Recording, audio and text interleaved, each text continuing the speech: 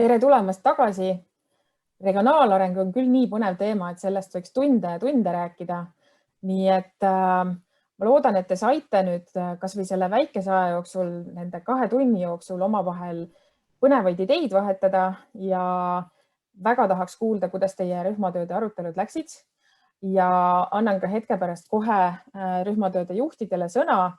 Enne seda veel tuletan meelde, et meil on siin ülekande akna all väike küsimustik, et milline on siis see poliitika eesmärk, mis peaks saama kõige rohkem raha ja kõige kiiremini raha ja te saate siis need 5 poliitika eesmärki enda jaoks järjekorda panna ja vaatame ka hetke pärast siis, milline ta välja näeb. Aga me hoiame seda küsimust veel umbes 5 minutit avatuna ja siis avame 3. küsimuse. Nii et täitke siis see ka kenasti ära, siis te näete ise ka, kuidas need tulbad seal jooksevad. Nii, aga läheme siis rühmatööde kokkuvõtete juurde ja esimesena võtame koostöö regionaalse ettevõtluse, avaliku linnaruumi ja kohalike avalike teenuste arendamisel ja sellest teevad ülevaate Tea Treifelt ja Kaire Luht Rahandusministeeriumist. Palun. Aitäh, tervist! Nii ma alustan regionaalse ettevõtlusega. See on 2 eraldi meedet, regionaalne ettevõtlus ja kohalikud avalikud teenused, et nii on praegu planeeritud. Et toon välja, mis siis regionaalses ettevõtluses toodi selliseks parimaks praktikas või säravaks tegevuseks, et Ida-Viru tõi välja turismiklastri, mis on 10 aastat koos ettevõtjatega koostööd teinud, millel on väga hästi läinud ja see on üle maakondlik ja ettevõtjate huvi on kindlustatud, kui ettevõtja näeb sellest tegevusest reaalset kasu. Et mina küsisin juurde, et kas nende Ida-Virul on ka kavas laiendada oma tegevust näiteks Lääne-Viru poole või siis allapoole, kus Peipsi poole, siis mõned mõtted on olnud, aga ikkagi nähakse teist maakonda konkurendina. Nii et siin meil regionaalarenduses on ka tööd teha. Et kui see teine küsimus on, et mida meie peaksime tegema, siis me peaksime aitama mõista teatud tegevustes. Ei ole maakonnad konkurendid, vaid on partnereid. Nii et siit jälle edasi, et tahetakse ikka teha oma maakonnas rohkem, et naabrit nähakse rohkem konkurendina, et me näiteks turiste jagame, et meie tahame ikkagi enda tegevustega tõmmata enda poole oma maakonda meie ettevõtjate juurde turiste. Siis veel, mis ei ole sellel perioodil hästi töötanud või mida toodi välja nagu negatiivse poolena, et on olnud liigset bürokraatiat, edasi-tagasi taotluste saatmist, liigset saatmist, et seda protsessi peaks siis analüüsima, vaatama, et need dubleerivad kohad välja võtta. Särava ideena veel toodi välja, et võiks ka olla sellised ärikiirendid väiksemates linnades, väiksemates kohtades, kus ei ole näiteks põhjendatud inkubaatorite loomine või ei ole seal piisavat inimesi ja ettevõtjaid. Ja siis Võru poolt tuli selline ettepanek, et võiks olla ka inkubaatorid näiteks just, et väikeste algatuste toetamiseks, et nemad näevad just, et selline inkubaator võiks nendel olla. Et see on nagu üldiselt kõik, pean lihtsalt ütlema kokkuvõtteks, et ettevõtluse teema osas oldi suhteliselt tagasihoidlikud ja väga ei kiputud sellist seisukohtasid avaldama. Võib-olla ka see koostöö ja uus lähenemine on ka maakondadele ja KOV-idele ka uus, sest et see regionaalne ettevõtlus 5. poliitika suunas ju eeldab sellist valdkondade koostööd ja strateegiasse saamist, et see võib-olla tundub alguses keeruline. Nüüd siis teine meede on kohalikud avalikud teenused, et mida rõhutati, mis on hästi oluline, on kaugtöövõimaluste loomine, siis läbiva teemana tahetakse näha, et ka oleks kliima- ja energiateemad sees. Siinkohal on meil koostöö tegemise võimalus ka KIK-i ja Keskkonnaministeeriumiga ja võib-olla ka Majandusministeeriumiga. Helen Sulg ka rääkis sellest pikalt, nii et me leppisimegi kokku, et need on need tegevused, teemad, mida me peame omavahel läbi rääkima. Et siin on öeldud, ka tornid hakkavad sulama, et nendes koostöötegevustes peame olema ise ka eeskujuks. Siis veel avaldati arvamust, et siin 5. suunas see vee- ja kanalisatsiooni teema, mis tuli küllaltki viimasel minutil nii-öelda tegevustena alla, et see võib võtta KOV-ide arendustegevustes ja investeeringutes olulise mahu. Kuid siin on ka see teine mõte sees, et tuleb olla tubli ja need teemad kõigepealt saada maakonna arengustrateegiatesse nii-öelda kas suundadena või tegevuskavasse. Siis toodi välja, mida on vaja KOV-idel teenustena arendada. Lisaks on digipädevus, et see on kas puudu täielikult või puudulik. Siis e-teenuste arendamine on suur teema ja pole ka analüüsi võimekust või on see siis madal.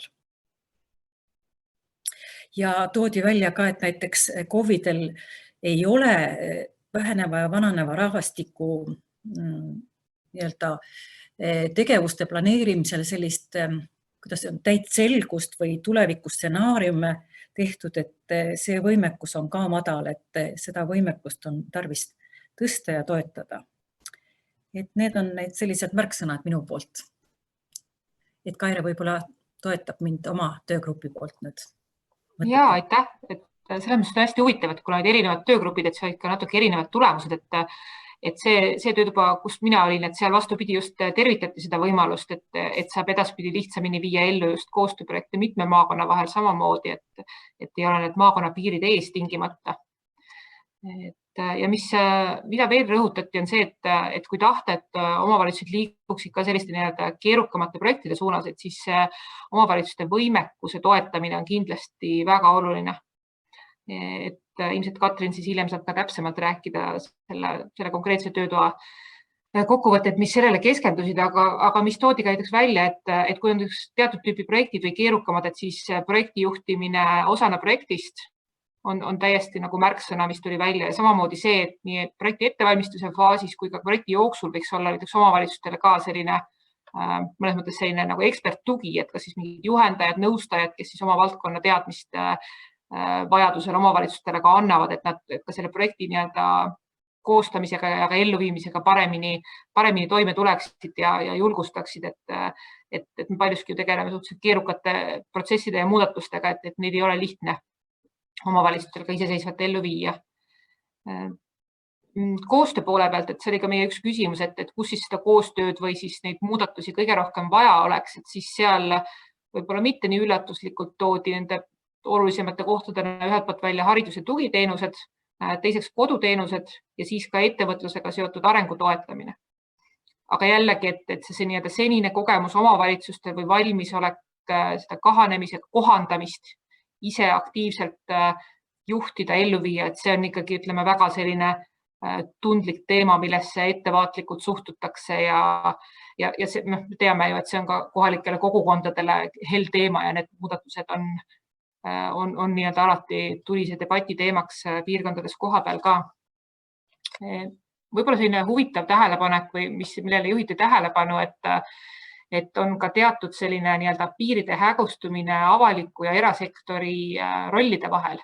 Et kui võib-olla ka Eestis on päris pikka aega domineerinud teatud valdkondades see arusaam, et turg reguleerib need ise ära, et see on puhas erasektori valdkond, et sinna avalik sektor ei pea minema, et siis tegelikult vähemalt regionaalses vaates see nii ei ole. Ehk siis, et on mingid sellised valdkonnad või teemad, millesse justkui varem arvati, et omavalitsus ei pea sekkuma, aga praegu on jõutud olukorrani, et kui omavalitsus ei sekku, siis seal ei juhtu neid muutusi soovitud suunas.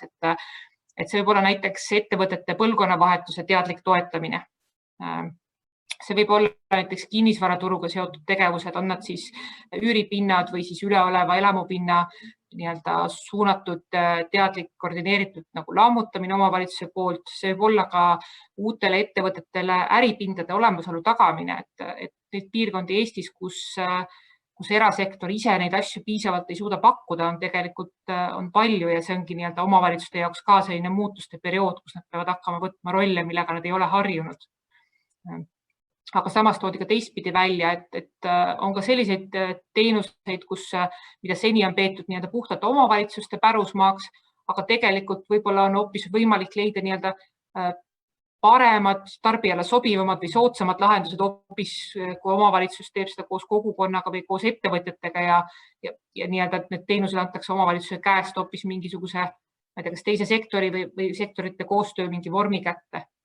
Et need muudatused on ka, millega me peame arvestama, et võib-olla need piirid, et mis on siis see nii-öelda omavalitsuste või avaliku sektori roll, et see ei ole üldse nii selge. Ja loomulikult ei õhka neid hulk vastamata küsimusi, millele me peame siis ka veel üheskoos oma partneritega edaspidi ka neid vastuseid otsima, et näiteks, et kuidas tagada, et koostöö ei lõpeks siis, kui projekt lõpeb, et kuidas siis tagada, et need koostöös välja töötatud teenused ka päriselt jääksid pikas plaanis toimima, et nii-öelda, et ei lõpeks ära siis, kui lõpeb ühe selle üksiku projektijuhi jaks seda teemat eest vedada või kuidas siis motiveerida paremini omavalitsusi sisulisele koostööle ja kuidas neid motiveerida rohkem panustama ettevõtluskeskkonna arengusse. Et need küsimused on kindlasti need, mis kerkivad veel järgmistes aruteludes ka kordi ja kordi üles. Et see oleks minupoolne kokkuvõte. Suur aitäh teile mõlemale, väga põnev. Jään ootama, kuidas see nüüd kõik meetmetesse transformeeritakse ja kuidas need meetmed saavad olema disainitud. Aga vahepeal veel ütlen, et me sulgesime nüüd küsimuse number 2, et nägime, kuidas siis inimesed või osalejad tänased siis seadsid oma edetabeli kokku, et missugused poliitika eesmärgid peaksid saama eelisjärjekorras rahastatud või kõige kiiremini või kõige rohkem rahastatud ja inimestele lähedasem Eesti oli seal siis 3,7 ja see on siis 5 punktist, et 5 oli maksimum. Ja nutikam Eesti on siis 2,9, et me saame selle siia ka ekraanile kohe kuvada ja siis saate vaadata, kuidas see välja nägi. Ja nüüd oleme avanud teise küsimuse ja teine küsimus on siis, et kui nüüd homme päev avanevad toetused, siis mis on see kõige esimene meede või kõige esimene asi, mille jaoks te tulete toetust taotlema? Ja siis nendest teie vastustest tekib selline tore sõnapilv ja siis loomulikult siis need sõnad, mis korduvad kõige rohkem, need siis on kõige suuremalt ja kõige uhkemalt seal näha. Nii et ma tegelikult innustan teid sinna vastama, sest siis te näete ka ise oma arvutis kohe nagu laivis, et kuidas see sõnapilv seal kujuneb, kui järjest uusi vastuseid sinna pannakse. Nii, aga läheme siis teise rühmatöö juurde. See siis oli linnapiirkondade arendamise teemal ja Andres Heldring Rahandusministeeriumist teeb ülevaate. Tere ka minu poolt.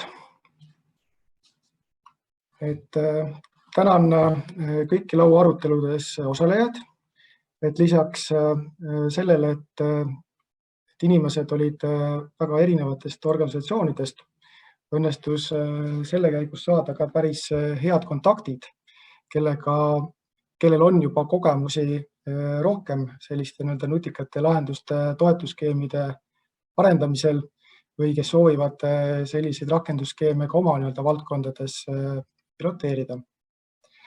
Aga meie töörühmas oli siis 4 põhilist arutelu küsimust.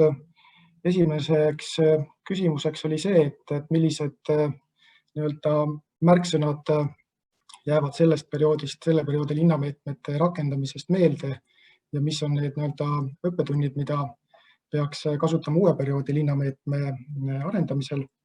Ja kokkuvõttes võib selle võtta kokku siis sõnaga bürokraatia. See bürokraatia vähendamine ilmselt ja lihtsustuste kasutamine on küsimus ja mõte nagu enamus toetusskeemide puhul. Kindlasti selliseid asutuste dubleerivaid rolle vähendada, mõelda ka selle peale, et kas kogu perioodi peale mingite tegevuskavade koostamine on mõistlik või peaksime pigem tegevusi kavandama lühema aja peale. Rääkisime ka sellest, et millistes valdkondades, milliseid väljakutseid peaks nutikate lahenduste kaudu adresseerima. Domineerima jäid nii chatist kui ka vestlustest ikkagi see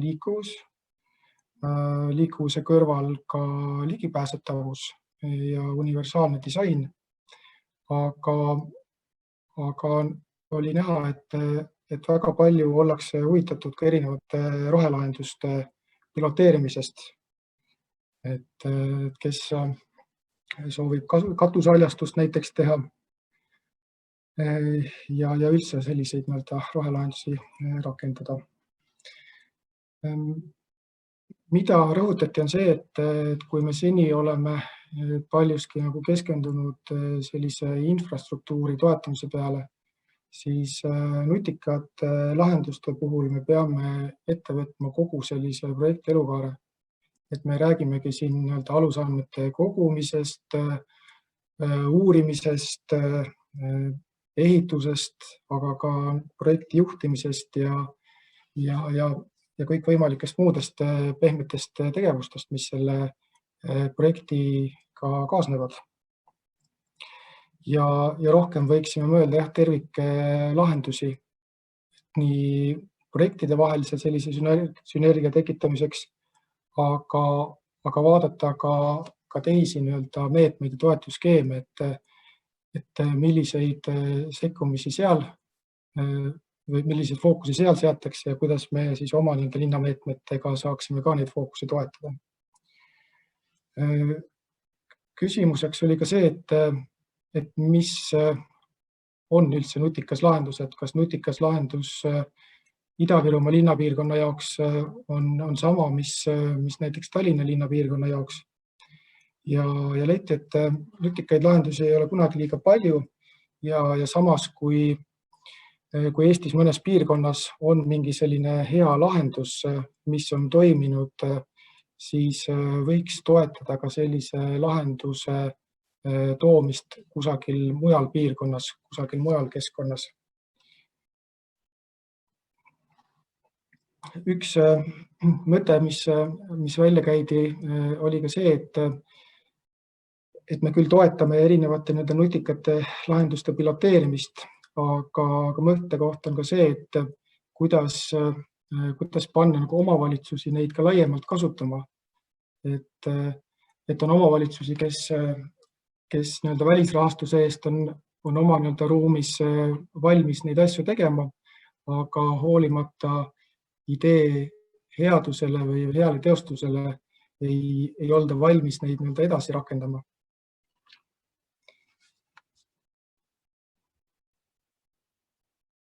Mis puutub siis edasisi tegevusi, siis meie töörühma puhul ütleme, see meetme disain ja sekkumine on alles niimoodi väljakujundamisel ja meil kindlasti tööd erinevate huvipooltega on veel palju teha, aga selles mõttes olid kõik ühel nõul, et sellist partnerlust ja kogemuste vahetust nii linnapiirkondade vahel kui ka siin erinevate asutuste vahel peaks soodustama. Nii et meie võtame need mõtted siit kaasa, aga me kindlasti töötame selle meetme ettevalmistamisega edasi ja kavandame ka siis potentsiaalsete huvigruppidega veel täiendavaid kohtumisi. Aitäh! Suur tänu, Andres! Jääme ootame siis järgmiste arutelude kutseid. Ja 3. töörühm tegeles meil siis teemaga, et millist tuge vajab kohalik ja regionaalne tasand toetuste kavandamisel ja kasutamisel ja mis on selle peamised väljakutsed. Ja sellest teeb meile täpsemalt ülevaate Katrin Orgusaar Rahandusministeeriumist. Jah, aitäh! Mina sain oma töörühmas väga palju häid ideid, mis ma kirja panin ja mida ma saan meetmete ettevalmistamisel arvesse võtta, et ma loeksin mõned ette. Kõigepealt on siis oluline on kokku viia riigi plaanid ja omavalitsuste plaanid ja siis need koos ellu viia. Selline oli üks idee. See oli selline mõte, et enne taotlusvooru oleks vaja kindlasti kas eelnõustamist või muud tuge, mis väldiks seda, et nähakse küll palju vaeva, aga ettevalmistamisega pärast ei saagi toetust. Siis oli selline mõte, et omavalitsuste ametnike pädevust tuleks ühtlustada, et paratamatult suurtes omavalitsustes on võimalus ühe teemaga rohkem süvitsi minna, aga et tulekski siis selliseid üle Eesti ühiseid koolitusi korraldada, et siis kõik saaksid targemaks ja üksteise kogemusest õppida. Ja siis oli veel see mure, et oleks ikkagi pikemalt ette teada, mis meetmed tulevad, et saaks ette valmistada ja et võimalikult varakult siis enne investeeringute meetmeid uuringuid tegema hakata, et oleks ka uuringute jaoks piisavalt aega, ajavaru. Ja siis arvati, et piloot või selliseid katseprojekte, neid oleks ka kindlasti vaja teha, et kas siis erinevad valdkonnad, mis seal nimetati, oli kas siis ettevõtluse valdkonnas või digitaliseerimise või kuidas erinevaid andmeid kokku koondada ja teadmuspõhiselt juhtida. Ja siis leiti, et ka rakkerühmad oleksid kindlasti vajalikud, et esiteks, et nendel on see boonus, et nad ühtlustavad siis teadmisi, kogemuste pagasit ja et need ei oleks lihtsalt sellised kooskäimise kohad, et siis peab kindlasti rakkerühmal olema eesmärk, et mida tuleb siis saavutada. Et minu poolt siis kõik. Suur aitäh sulle ja võtame järgmise teema. 4. grupp oli siis koolivõrgu korrastamise erisuste arutelu ja seda vedas Robert Lippin Haridus- ja Teadusministeeriumist. Palun. Aitäh, et meie siis nuputasime kriteeriumite üle, et kui on vaja koolivõrku korrastada. Ja jäime ka sellise traditsioonilise lähenemise juurde, et alguses ei saa liikuma ja siis, kui huvitavaks läheb, siis jääb ajast puudu. Igal juhul aitäh töörühma liikmetele panustamise eest. Kuna piirangud ei olnud, siis mõni ettepanek oli üle võlli, et kui kohalikul tasandil ei suudeta 10 aasta jooksul 3 korral otsust ära teha, siis ei peaks riik võtma otsustamist enda kätte ja otsused ise ära tegema. Et ühelt poolt kõlab see tõesti üle võlli asjana, aga teiselt poolt on see valus teema. Kuna kokkuvõttes jäävad kannatajaks inimesed, kannatab see piirkond, mis pikemas vaates ongi määratud hääbumisele, kuna õigel ajal jäid otsused tegemata. Suures vaates noppisin üles lauaaruteludest traditsioonilise küsimuse, kas info toetusmeetmete kohta jõuab õigel ajal õigete inimesteni, ehk see info jagamine, et õigel ajal õiged projektid liikuma hakkaksid. Mida teha olukorras, kui projekt on vajalik, aga lihtsalt kehvalt kirjutatud? Tõstame selle kõrvale ja kõik on hästi. Siis tegelikult tuli meie töörühmast üks mõte, et võib-olla peaksime minema 2-tasandilise taotlemise peale, et alustuseks kaitstakse ideed, mida saab siis edasi arendada ning alles siis jõuab projekti esitamiseni. Ja ühtlasi oleks esimeses etapis seeläbi võimalik kokku sulatada häid ideid ning kokku sulatada ka KOV-i piire ületavaid ideid, mida oleks suures vaates mõistlik töösse võtta. Teatud juhtudel on Eestis KOV-id ka liiga väikesed ja mõningatel juhtudel jääb ka tänane kohalik omavalitsus liiga suureks ja kohaliku omavalitsuse ääres oleva asula kontekstis võib-olla mõtet teenuseid arendada hoopis koostöös teise kohaliku omavalitsusega. Et riigi tasandil sellist suuremat pilti vaadates oleks sellise läbi 2-tasandilise toimetamise, taotlemise võib-olla jõuab paremate tulemusteni. Kuidas määratleda arengutõuget vajavaid piirkondi ja toetuse tingimusi? Võtame aluseks kahaneva rahvaarvu. Vaatame kõige suuremat kahanemist. Kriteeriumina kõlas lauaaruteludes. Aga mida me teeme kasvava piirkonnaga? Kas nemad jäävad selles ringis välja? Sest aga võib-olla nii, et nende rahvaarvu kasvutempo on niivõrd suur, et nad vajavad mingit täiendavat lisatõuget väljaspoolt, et joone peale saada kõigi oma teenustega. Väga selline hell teema on eraharidus. Kui mõni omavalitsus käsitleb seda osana oma haridusvõrgust, kas ja kuidas nemad pildile võtame? Kuidas määratleda toetuse tingimusi kaasava hariduse meetmes? Tegelikult väga paljuski kõlas see, et me peame selle HEV-lahendused siduma suurema pildiga, suuremate nende tingimustega ja alusharidus tuua samuti pilti. Millistele tingimustele peaks vastama regionaalsed piloodid, kuidas integreerida erinevaid toetusmeetmeid regionaalsust, võib-olla peaksime natuke lennukamalt mõtlema, et ühes laua arutelus tuli välja, et e-gümnaasium, et üle-eestiliselt mõelda, et ei pea alati jääma sellise regionaalsuse juurde. Aga kriteeriumitena kõlasid keelekümblus, ikkagi koostöö kriteeriumina ja ühtne baas, kutseharidus, üldharidus õpingute läbiviimiseks, aga koostööd edasi arendades, kokkutoomine, haridusklastrid, ühtne keskkond, jõuame nende lahendusteni ikkagi taristu ristkasutus, hommikul põhikool, õhtul huvikool, täiskasvanutele suunatud õpikogukond, samas hoones raamatukogu päevakeskus. Loomulikult ei saa personali alati jagada, aga selle peale ikkagi mõelda. Selline lühikene kiire ülevaade laua aruteludest tulnud mõtetest, aga neid oli veel, mida me üles märkisime ja millega saame edasi toimetada. Aitäh! Aitäh sulle! Nii, aga sellega me jõudsimegi ringi peale laua aruteludele, et edaspidi saavad nüüd ministeeriumid teid kaasata meetmete väljatöötamisesse juba otse, et me oleme neile andnud edasi siis rühmatöödes osalejate kontaktid, et kui on tulemas järgmiseid arutelusid, seminare, töötubasid, siis nad saavad teid kohe otse kutsuda. Ja praegu siis ma korraks vaataksin veel seda sõnapilve, mis praegu on kujunemas. Ehk et kui homme päev avaneksid toetusmeetmed, siis mille jaoks te tuleksite kõigepealt raha taotlema?